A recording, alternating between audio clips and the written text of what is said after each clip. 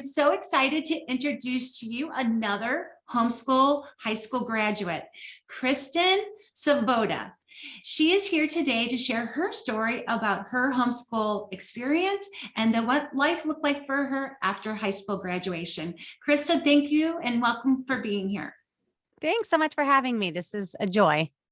So I would love to hear your story. Like, when did you start homeschooling and what was that like for you? And do you have any siblings? Like all of that good information.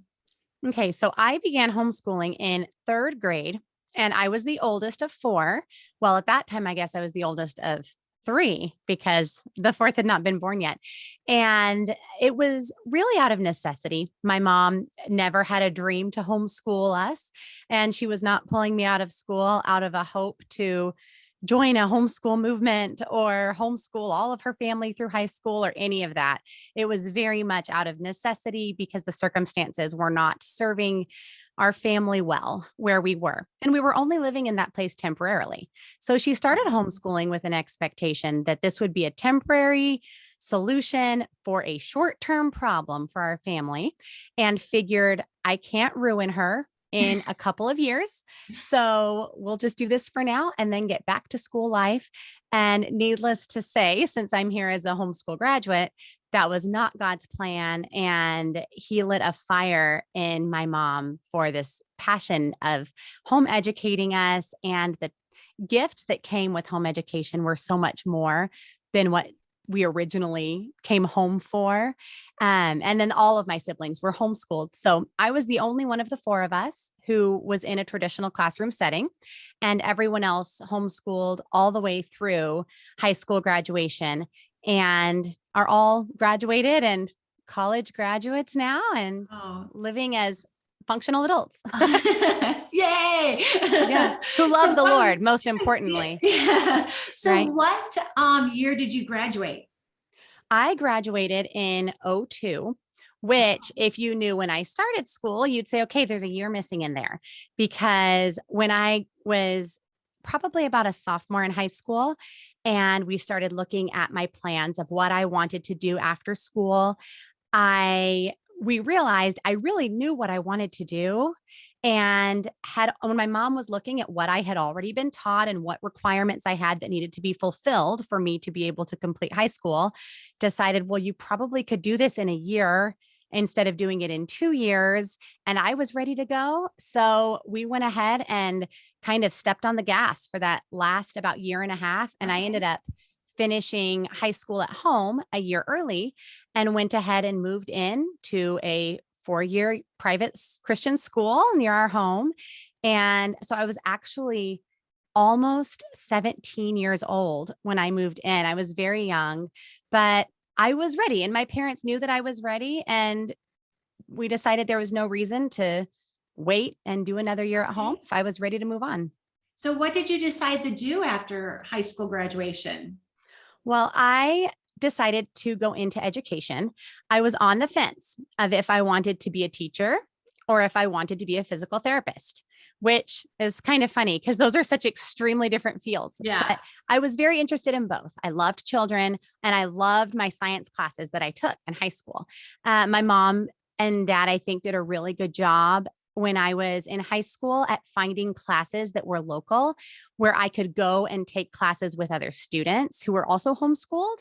And it allowed me to be exposed to different styles of teaching and learn how to keep a schedule and have to do assignments that were being given and assessed by other people, not my parents, and kind of step up to a new level of responsibility. I kind of equate it to the way we scaffold learning for young children, how we give them that support when they're first learning and then slowly take away our support so then they can take off on their own. Mm-hmm. I felt that the high school classes I took outside of our home really did that for me. So I had an excellent science class, and that's what sparked my desire for physical therapy. Is I loved learning about the human body and just how God designed it.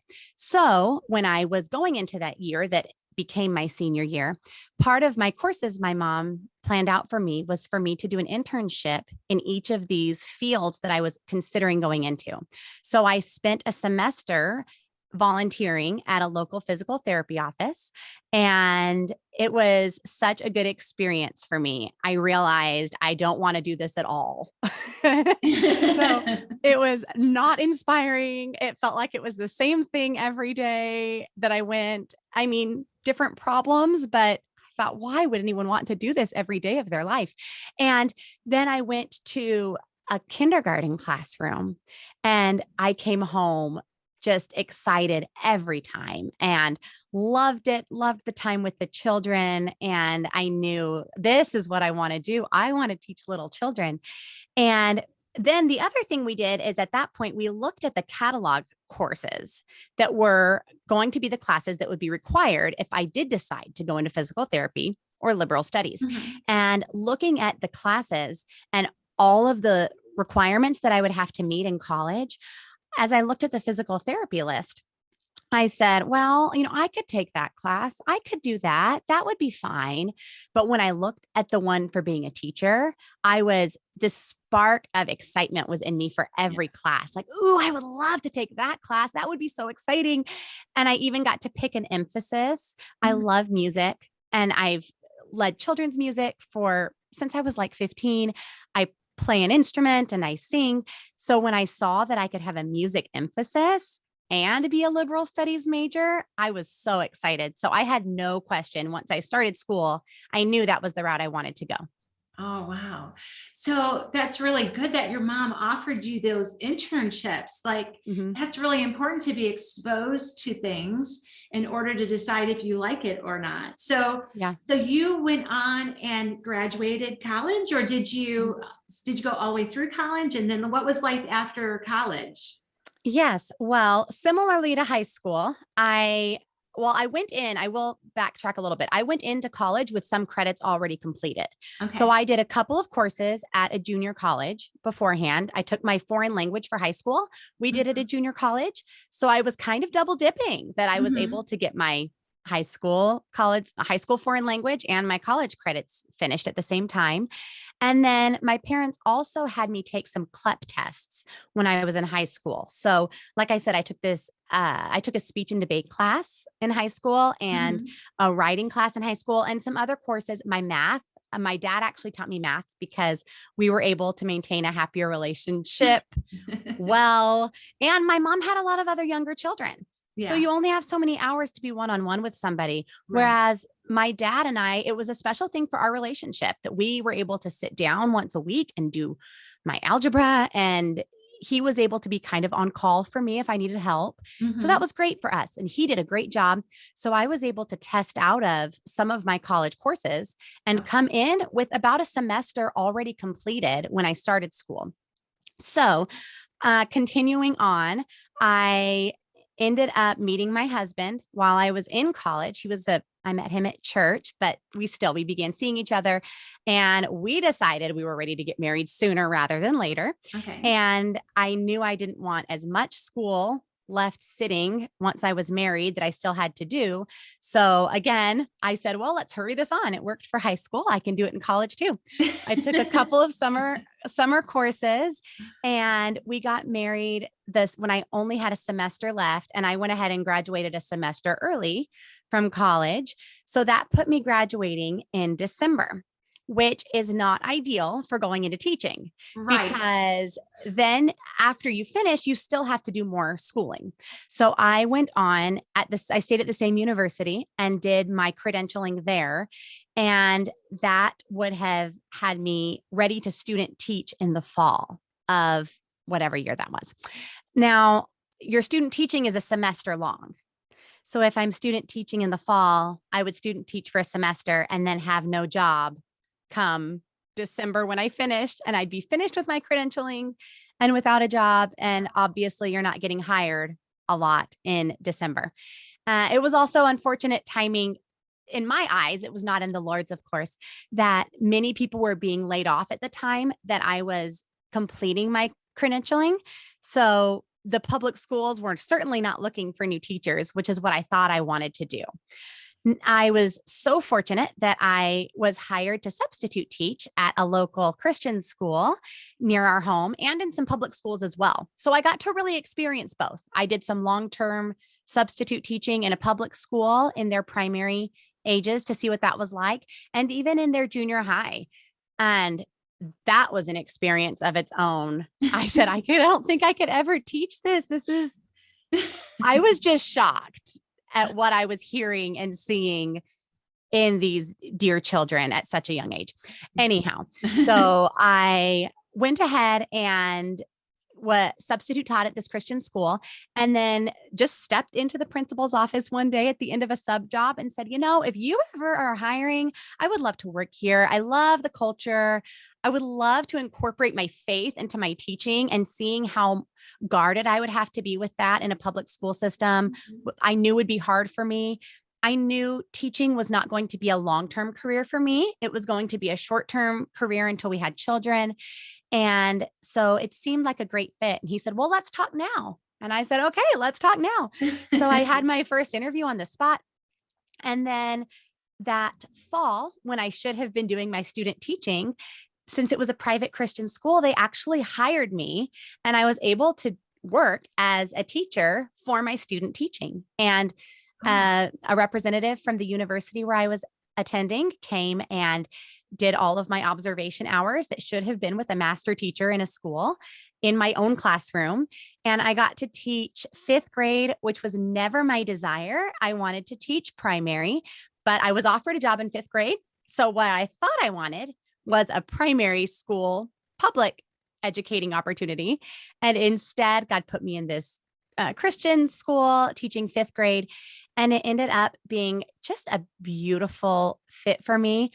At the time, my youngest sibling was still homeschooling at home with my mom, and he was in fifth grade. Oh. So I was such a young teacher. I think 20 when I started. I was almost 21. And so I had such a heart for these dear children because they were like my sibling. They were like my younger brother. And so when they do goofy things like fall off a chair, I just be like, of course, because you're my brother. Those are the things you do. Right. And then of all things, again, God's sovereignty, he knew how many years I was going to teach for and the circumstances. Because of a variety of circumstances, I ended up actually staying with that same group of fifth graders for their middle school, 6th and 7th grade education as well. Okay. And I moved into teaching middle school, which, like I said, I thought, oh dear, I would never want to teach middle school. And isn't that just what God does sometimes? Is like, well, let's prepare you and put you there. So that's what I did. So I taught for 3 years. I taught fifth grade for the first year and then middle school for the next 2 years. And just loved it. I had a wonderful experience. I loved getting to serve those kids and serve their families. And then I got pregnant with my firstborn and came home. And when I came home, I knew that I wanted my ministry and as a mom to be my first priority and to be my first role. But I've always done other service as well. And like I said, I've done music my whole life and ended up with some wonderful opportunities to lead children's music and was actually even paid for it. Like things I love to do, I got paid for while I was at home with my child. So that was a real blessing. And I did that for many, many years. And it wasn't until COVID that I began feeling that the Lord was calling me out of that ministry. Now, by this time, my oldest child, so I started this ministry when he was a baby. He was now 12 and he is my oldest of 5. So my children now are 12, 9, 6, 3, and a baby. And I believe that God was very clearly telling me, you need to step out of this ministry I called you for at that time and begin serving moms. And which is part of why I'm glad to be here and do this, because I just think the ministry that moms are doing with their children at home is an answer to the Lord's, that's the answer to the Great Commission when you are teaching them, and obedience to Deuteronomy 6 as you're training them every step of the way. And I think especially in high school that you are at like the final launching pad for children at that point, and stepping in a new way, stepping outside of this role as only their primary to now also being an encourager in a new way and being a friend in a new way and allowing them to test out their wings in a new way. Yeah. And I just think any support that I can give to encourage parents in this time, I think is just a blessing and so important. So you have a 12-year-old now? Mm-hmm. So you're Yeah. entering high school. Yes. No. Which I know. And it's funny because people ask me, are you so nervous? But you start when they're 5 and it's a 5-year-old, anyone can do that. And then they're 6. You can do 6. You just did 5. Yeah. And then you do 7. And I think just every year, the way it's so gradual and it builds so on what you've already done, that God just prepares us every step. So I don't think I was prepared fully to teach my sweet son as a 8th grader. We'll be going into 8th grade next year at the beginning, but doing 7th grade right now, I'm looking at 8th grade with different lenses. I'll be good for 8th grade. Yeah. I say the hardest thing about homeschooling high school is getting through middle school. Well, good. I'm halfway there. Yeah. It's like, there's so much hormones and stuff that happens. Mm-hmm. And everything that happens during middle school for a parent, you just have to say, it's not about me, it's about them. And it's a huge growth time for them. And you just wait it out. And then you get to the other side and high school's like, whoa, Yes. It's a wonderful experience. Oh, that's wonderful. Well, I'll hold on to those words. I'll tuck them away. Yeah. And I wonder, because I've had this own conversation with my oldest daughter, because you've lived homeschooling, it's going to be okay. Right. Where a homeschool parent that's never approached, they're the facilitator. There is this fear that we're going to mess our children up. Mm-hmm. But I find over and over again, because it was your life, it was your lifestyle, like you don't have the same fear that us homeschool parents that was in homeschool do. So I find that amazing over and over again, that there's this self-confidence that you have. And so what do you think that homeschooling contributed to your success? You graduated high school early, you accelerated your college experience, you were a young teacher, you were bold enough to go into the principal office and say, hey, hire me. And then after that, you started ministries and things that you were working towards. Like, it seems like you're very driven. So what part of homeschooling do you think that helped you develop that character to be that bold? Yeah, I think it's very holistic. That it wasn't one part about it. It was the entire culture of our home, and homeschooling was part of that. That I think about that, again, that Deuteronomy 6 passage that says, talk about these things when you sit at home, when you walk along the road, when you lie down, when you get up, that I was trained from morning until sunset, until bedtime. My mom took bedtime very seriously. It was a gift of a time. And I think all of those times were taken very intentionally by my parents, that they looked for opportunities for us to do things that would grow us. We had opportunities to serve at church. We had opportunities to be an orchestra in the community.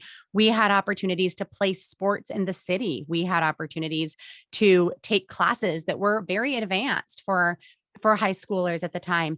And again, I know you and I spoke earlier about that our education didn't look the same. Mine and my youngest brother's looked very different, but he is a different person than I was. So God had different work to prepare him for his life than the work that God needed to do for me. So I don't think it's that my mom was less prepared for me. I think it's that God knew she's going to be your firstborn. And you as the mom are going to have what you need. I'm going to provide the classes and the tools for you as the mom to provide her what she needs to serve me in the work I have for her to do. Mm-hmm. And that's a huge piece that I find in my heart when I begin to question, am I doing this right? Yeah. Am I doing enough? Am I doing too much? Should we be backing off? Remembering that my primary goal is to raise children to know the Lord and to serve him. And everything else is secondary to that. I want to raise disciples to know and serve the Lord. And seeing that in our home, that happened. that there are four of us and we all are married Christian spouses and are seeking the Lord and serving him through our local churches. And that didn't happen because of the math book my mom picked. Right. It didn't happen because she completed a science curriculum the whole way through and didn't say, 2/3 of the way, this isn't working. We're going to go ahead and stop. And it didn't happen because we went on, every single field trip that was offered. It was because of the heart work that they did and the ways that they modeled a relationship with the Lord in their lives for us, and the ways that they modeled serving at church and the fellowship of believers that they allowed us to be close to during those high school and junior high years that we were being spoken into by other people seeking truth and seeking the Lord. So I think homeschooling was definitely a part of that, because there wouldn't have been time for all of those things if we weren't at home. It takes a lot of time to provide those opportunities, especially with multiple children. And that time, everyone's time comes from somewhere. But because of being homeschooled, they had the time to invest in us in all of those ways. Yeah. And I, as a parent of adult children now, I'm very grateful for that time.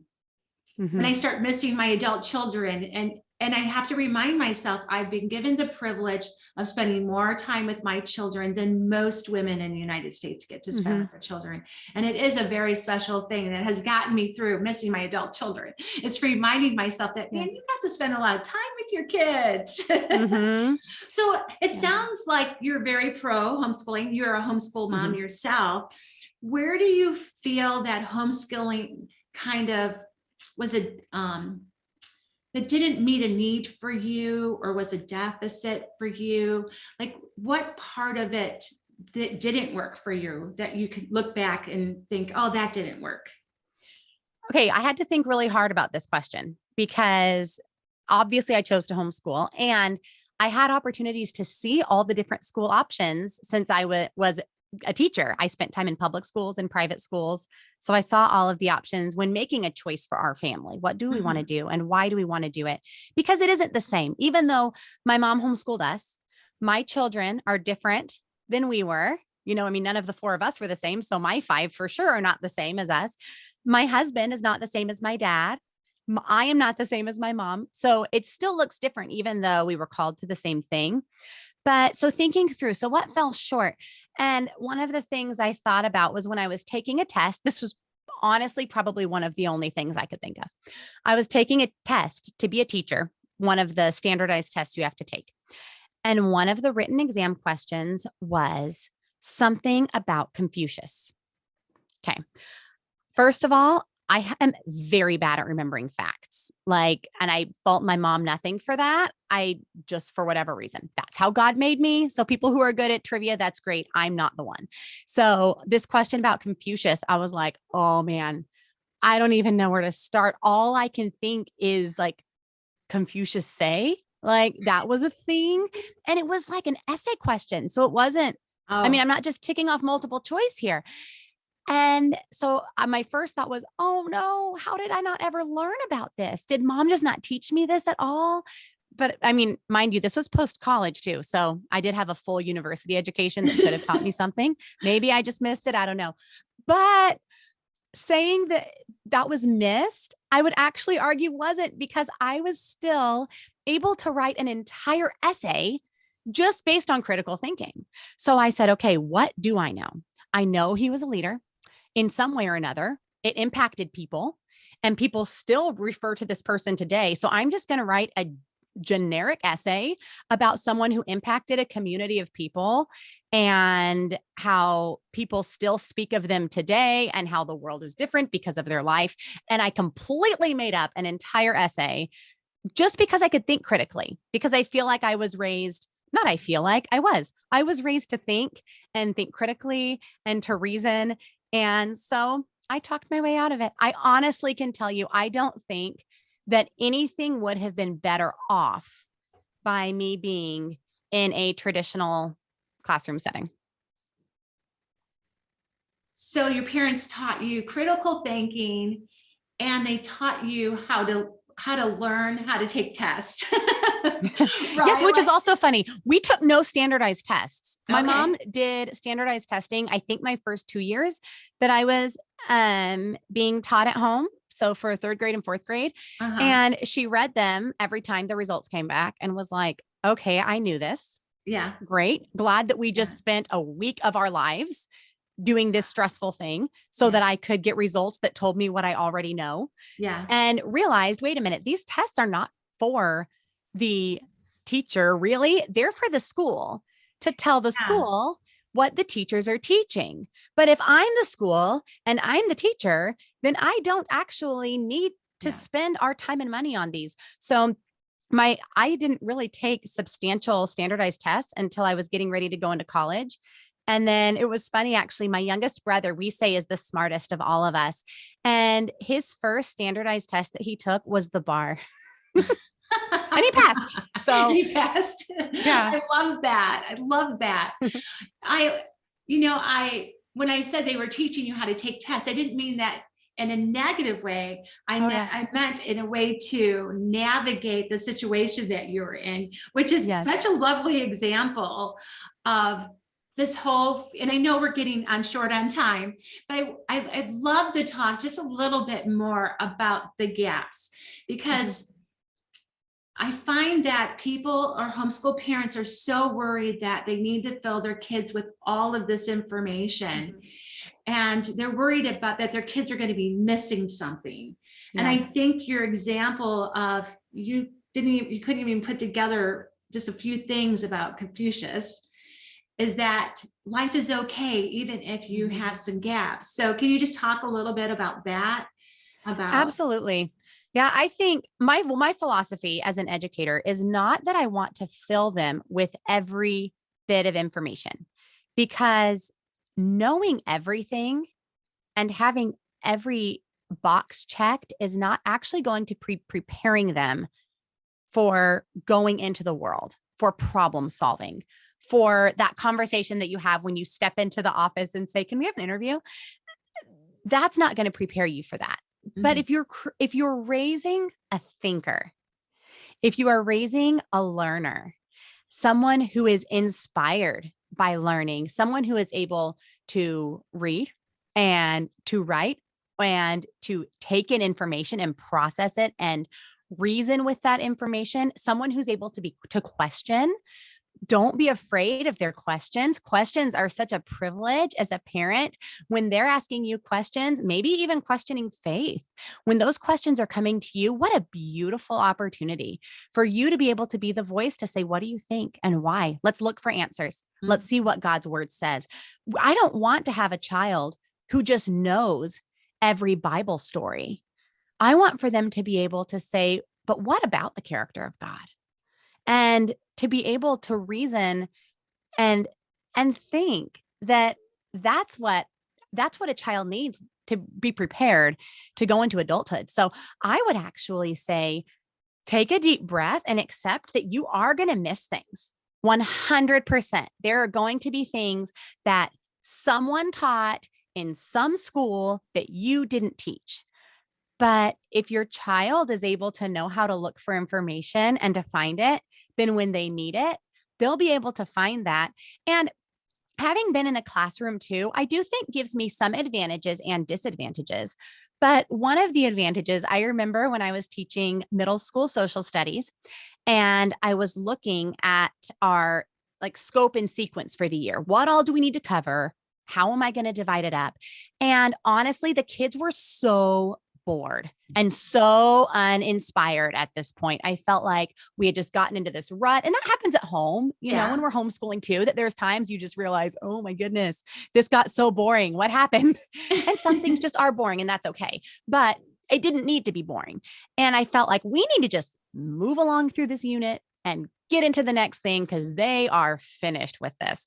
So I said, okay, for the last, X pages of this unit, I'm going to divide us into groups, and you are presenting on this topic. You are presenting on these pages. And I divided the pages by each group. Okay. Realistically, those sixth graders are not going to remember what the other groups taught during those group presentations. They got to present. I can go through a list of all of the benefits of what they got to do, but the kids in school aren't getting every single thing either. So sometimes when there are areas with my own children, especially now that I have a 7th grader, that I might think, oh, am I missing something there? But I look at the character development and I look at the way that he problem solves and I look at his creative thinking. And I think back to those group presentations and how many pages of the book, probably none of them really retained anything from. And it gives me some grace to realize, you know what, the Lord is leading me as I lead him, and he's going to not get certain things, and that's okay. And that's a very brave statement. And for a homeschool mom, and this is why I wanted to interview homeschool high school graduates, because there is this confidence that I see over and over with, it is going to be okay. Our goal is to teach our children how to learn. And it's a scary thought, but we need to relax in that and get a peace about that, because like you said, we're not trying to fill their heads up. We're trying to teach these bigger life skills. And I think that's great advice. It's great advice to give to homeschool moms, is to relax, enjoy the process, and you're not going to fill up all of their heads. I think what you're suggesting too is a lot of engagement. It sounds like your parents were very engaged in your process, and you're doing that now with your children. And so I think that all of those suggestions and the way that your parents went about it, and I would just love to talk to your mom. I'm like, oh, she's so dear. It's like, oh, another homeschool mom. It's when your children homeschool, there's just something special about that from a parent's. Like looking at your grandchildren being homeschooled, it is kind of cool. It is a kind of a rewarding thing. It's like, oh, my kids don't think I messed them up that bad. And they're still homeschooling, and you're getting through the hardest part of homeschooling. So yay for you. You know, one other thing I wanted to encourage moms with in this is realizing, I think sometimes accepting that we are going to fall short is sometimes accepting also God's sovereignty in giving your children to you. That the school system that we have in America is nowhere written in God's word. That when we read the Bible, you don't see references to the school system that we use now in America. Not that using it is going against God's word. It's just our current culture's way of doing things. And realizing that God chose your children for you, that he could have put them in a different home. He could have given them a different mom. He could have put them in a different place in the world at a different time, but he chose you. And his word says that when a child is fully grown, they will be like their teacher. It's a passage in Luke, and he chose you to be their mom, to be discipling them. And so rather than thinking about raising students, realizing you are training up disciples. And that is the most important job that God could have given you. And you will have times that you will need his help, that you will be weak. But there's that passage that says, I will boast all the more gladly about my weaknesses so that Christ's power may rest on me. So when you're weak and you don't know what to do and you don't have the answers, step back and take a deep breath and seek the Lord and allow it to be his power that works in your child's life. Because then at the end, you get to say, to God be the glory. And when you're having that graduation day, that is this next step of just giving them to the Lord in a new way, you can honestly say, it was by God's grace we did this. And I saw God's faithfulness in all of these different ways, because he will be faithful and he will give you what you need when you need it. Yeah. And I always tease my kids when we get to graduation that the ceremony has nothing to do with them, and it has to do with that I survived them. Yes. We're all here alive.